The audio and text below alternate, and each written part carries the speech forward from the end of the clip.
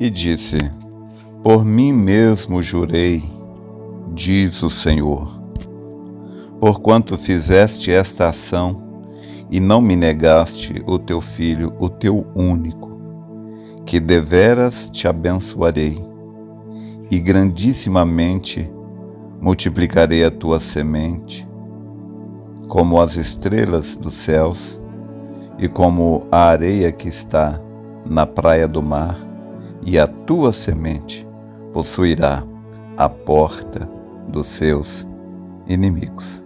Eu tomo Gênesis 22, versos 16 e 17 para nossa meditação. Nós enfrentamos muitos gigantes na atualidade, lembrando que Israel foi um tipo perfeito da noiva, só que tudo lá neles era o natural e conosco tudo é igual no espiritual. Porque nós não lutamos contra a carne e o sangue, disse Paulo, mas contra os principados, contra as potestades do ar, contra demônios. Haja visto que agora no século XX foram soltos 200 milhões de demônios. Claro, em Israel é no natural, em nós é no espiritual. Esses 200 milhões de demônios que estavam presos no rio Eufrates atacaram Israel, torturaram, mataram aos milhões nos campos de concentração. Eichmann, Hitler e seus generais. Porém, isto vem sobre a noiva com doenças e ansiedades, pressões na mente, demônios, trazendo depressão, ansiedade, melancolia, tristezas, aflições, preocupações, estresse. E todos estes demônios, todos estes espíritos estão vencidos por aquele dia no Calvário. E nós, como foi mostrado nessa escritura que lemos, Deus prometeu que nós possuiremos as portas dos nossos inimigos. O profeta pregou uma grande mensagem, possuindo as portas do inimigo. E ele disse que nós possuiremos a porta de nossos inimigos. Ele disse: qual inimigo? Ele fez a pergunta e ele mesmo respondeu. Veja a resposta que o profeta deu. Qual inimigo? Ele disse: todos. Não existe um demônio que nós não possamos vencer. Agora aqui está o grande engano que aprisiona tanta gente. O diabo fala, claro, ele concorda com a Bíblia, claro, aquilo lá é verdade. Porém, isso não se aplica a você. E aí ele vai falar, por que que não se aplica a você? Ele vai mostrar um erro seu, uma falha, uma coisa ou outra. Mas isso é uma mentira. Eu vou te falar por que que isso é mentira. Veja o grande engano. O diabo vai mostrar um erro, uma falha que você cometeu, claro. Ele mostra algo que parece ser verdade. Mas eu vou te falar por que que é uma mentira. Porque quando João apontou para Jesus Cristo, ele disse: eis aí o Cordeiro de Deus que tira o pecado do mundo. Agora, Isto não pode ser revelado a qualquer classe de pessoas, disse o profeta. Se necessita do ensinamento do Espírito Santo para que possamos ver isto. Não é você olhar, simplesmente ler as letras. É necessário que você, tenhamos uma visão espiritual. É necessário que a gente olhe isso através da lupa de Deus, que é a mensagem. A lupa de Deus para esta era o que nos capacita vencer o espírito desta era, é a mensagem desta era. A mensagem de Lutero foi maravilhosa. A tônica da mensagem de Lutero foi: o justo viverá da fé. Mas a mensagem de Lutero preparou e capacitou o povo vencer os demônios da era de Lutero, que foi Sardes, a era de Sardes. A mensagem de João Wesley foi espetacular, maravilhosa, mas capacitou aos irmãos vencerem os espíritos da era de Wesley, que foi Filadélfia, a era de Filadélfia.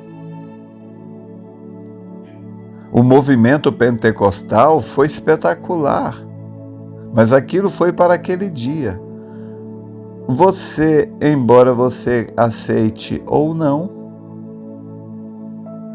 o que nos capacita vencer o espírito desta era, a era de Laodiceia, é a mensagem de William Branham. Eu sei que o mundo religioso não crê, não aceita porque isso não é para eles. Porque se o mundo religioso aceitasse a mensagem desta era, as mulheres enxergariam o que a Bíblia diz. A mulher não cortaria o cabelo, porque ela veria na Bíblia que ela está desonrando o seu cabeça.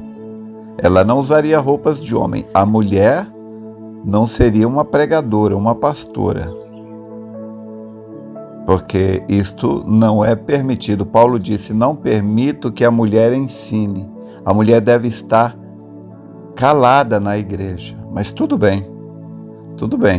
Sabemos que a teologia tem uma explicação, uma justificativa para a transgressão. Mas tudo bem. Isto é com eles. O que eu quero mostrar aqui, que a gente analise, é o que nós temos aqui e o que é para nós. A mensagem é uma lupa, uma lente que nos permite ver a promessa de Deus para que nós possamos vencer o espírito da era. Nós estamos na era das ansiedades, das depressões. Meu irmão, minha irmã, na verdade,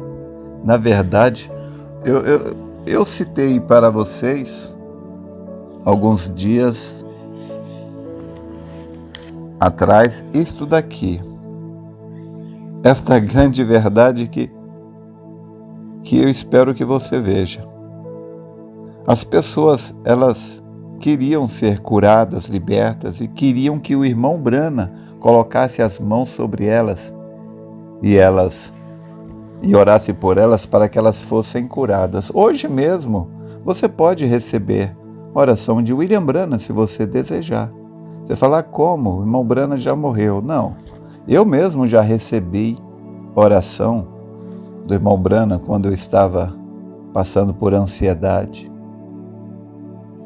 E eu colocava a oração do irmão, eu ouvia as mensagens do irmão Branham, que aquilo me ajudou a vencer. E quando ele ia orar, eu fechava os olhos e eu recebia como se ele estivesse orando por mim.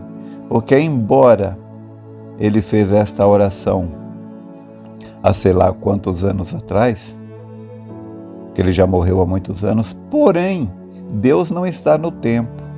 Deus está na eternidade. E eu sabia que quando ele estava fazendo aquela oração, Deus estava vendo eu aqui, no século 21, com a mão levantada recebendo. Então, como Deus está fora do tempo, ele vê o princípio e o fim tudo junto. Quando o irmão Brana estava orando, ele estava vendo eu de mão levantada junto, porque Deus não está no tempo. Entendeu? Espero que sim. Mas o que eu quero que você veja é o seguinte: você não precisa que William Brana ou pastor A, B, C, D ore por você. Não é isso que te liberta da ansiedade, da depressão, da melancolia, do estresse, da opressão, do vício, do pecado. Não, o que te liberta veja isso daqui, é a mensagem Perguntas e Respostas, parágrafo 125. A pessoa diz assim: agora colocará você as mãos sobre mim e me libertará daquilo? Veja a resposta do irmão Brana: querida irmã ou querido irmão, é claro que eu colocaria as mãos sobre você, mas isto não te libertaria. O que te libertaria é você compreender que você já está livre, você já está desamarrado. Você não tem que se preocupar em estar livre, você já está livre, Jesus te libertou. Não fique novamente emaranhado no jugo do cativeiro, você é tão livre quanto pode estar. Você não precisa ficar enredado. Colocar minhas mãos sobre você é apenas uma tradição, nós podemos fazê-lo. Eu poderia fazer aquilo, porém aquilo continuaria a não te libertar, até que você aceitasse o que Ele fez por você, o que Cristo fez por você. Então, ali seria somente eu dizendo: Senhor, eu creio nisso. Mas o que te liberta, meu irmão, minha irmã, o que nos liberta é você compreender que você não tem mais pecado. Porque o que impede o homem, a mulher, de aceitar a salvação, a cura, a libertação, é um coração cheio de condenação, cheio de pecado. Mas como você tem condenação, pecado no seu coração, se a palavra de Deus nos diz que nenhuma condenação há para os que estão em Cristo Jesus, que não andam mais segundo a carne, mas segundo o Espírito? O que você precisamos entender é que Jesus é o Cordeiro de Deus que tira o pecado do mundo. Ora, Jesus Cristo, veja isso, Jesus Cristo foi morto, não por causa do pecado dele, porque ele não tinha nenhum. Ele foi morto porque Deus colocou o meu pecado, o seu pecado sobre ele. E ele estava tão carregado de pecado que ele não pôde ir ao céu quando morreu. Ele teve que ir ao inferno. Ele não pôde ir ao céu quando morreu, porque no céu não entra pecado. Mas ele foi ao inferno e levou o meu pecado. As nossas iniquidades estavam sobre ele, é o que diz a Bíblia. Ele levou aquilo para o inferno. E se ele levou o meu pecado, o seu pecado, então aquele pecado não está mais em mim, não está mais em você. Ele pagou por antecipação cada erro, cada falha que nós teríamos. Claro que eu não estou querendo dizer com isso que você pode fazer o que você quiser. Claro que não, não é isso, não. Absolutamente não. Eu estou dizendo que você deve ser um cristão cheio com o Espírito Santo, e a Bíblia diz que o pecador, uma vez purgado, não tem mais desejo de pecar. Você tem que nascer de novo. E quando a gente nasce de novo, a gente não tem mais desejo de pecar. Mas isso não quer dizer que a gente não vai mais errar. A gente pode ficar nervoso, cometer um erro, sabe? Sob pressão. Às vezes o diabo nos põe sob pressão e nós tomamos decisões que não tomaríamos se estivesse no nosso estado normal. Mas o que eu quero te dizer é isto: que nós podemos vencer qualquer demônio. A Bíblia diz: sujeitai-vos a Deus, resisti ao diabo, e ele fugirá de vós. Nenhuma condenação há para os que estão em Cristo Jesus, que não andam mais segundo a carne, mas segundo o Espírito. A Bíblia diz: porque se andarmos na luz, como Ele na luz está, temos comunhão uns com os outros, e o sangue de Jesus Cristo, seu Filho, nos limpa e purifica de todo pecado. Você está livre, você está salvo, perdoado, curado. E no momento em que você vê isto, você venceu esta ansiedade, essa depressão. Isso é uma mentira do diabo. Comece a dizer: eu estou curado, eu estou curado, eu estou curado, eu estou curado. Isso se manifestará na sua vida. Deus te abençoe.